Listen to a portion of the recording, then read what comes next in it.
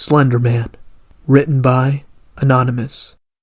After waking up with a jolt, the girl laid in bed for a few seconds longer. Reaching over to switch on her bedside lamp, she tried to remember exactly what had stolen her from her sweet slumber. When she couldn't, the brunette swung her legs over the side of the bed and heaved herself up. Checking the time on her phone, she snorted when she saw that it was midnight, the witching hour.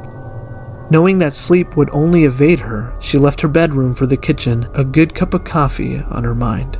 As she passed by her front door, a chill spread like liquid fire down her spine. It's only winter, she told herself, focusing again on the coffee plant. Measuring out scoops, water, and preparing her cup kept her occupied. But as the dark liquid boiled, she had nothing left to keep her mind from wandering off. The chill returned and she couldn't help but glance behind her to the front door. It stood there innocently enough, just like always. The deadbolt was still in place and she couldn't see nothing wrong with it. Turning back to her coffee, she did her best to forget about that feeling.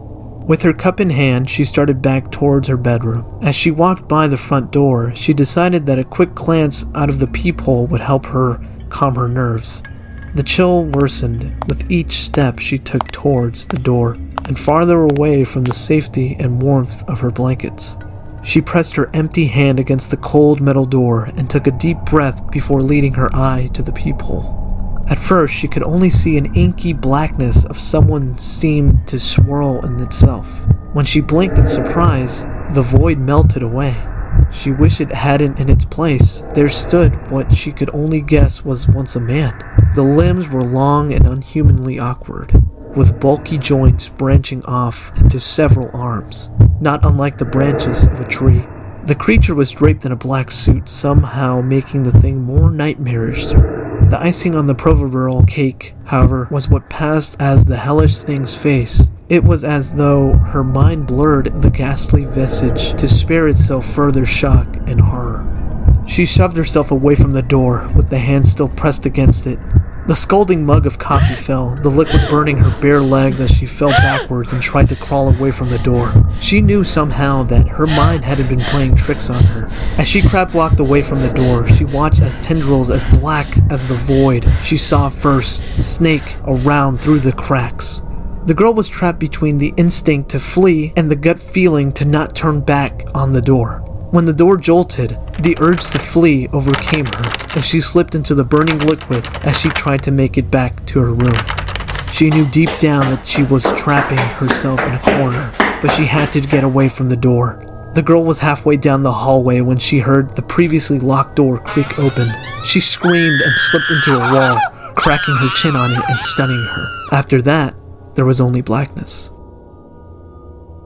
"Nicole?" A warm male voice snapped the woman out of her trance.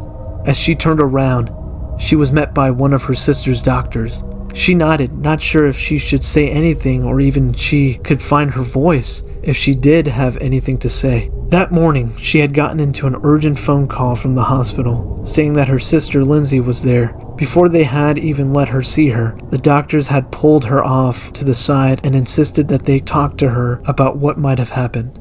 Phrases like self-inflicted and assault had been thrown around, and Nicole felt her mind reel. She still hadn't fully understood what they had been saying until she saw Lindsay with her own eyes.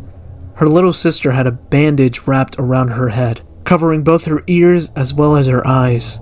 They said it was to keep her now deadened eyes from drying out, and to try to keep infection out of the wounds Lindsay had made to her ears. The doctor had guessed that either she or someone else had jammed a pencil into them to keep her off balance, or to deafen herself against something. There was the mix of first and second degree burns on her hands, legs, and feet, from what we assumed was the coffee her neighbors found slipped all over the entry to her apartment.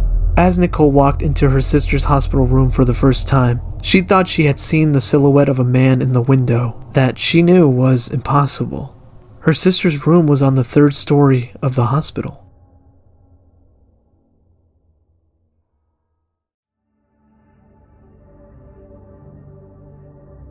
Thank you for joining us on this week's episode of Tales of the Unknown. I hope you enjoyed the journey into the mysteries we've explored today. Don't forget to subscribe and leave a review on Spotify, Apple Podcasts, or wherever you get your podcasts. Thank you again for listening to Tales of the Unknown. I'll see you next week with a brand new episode.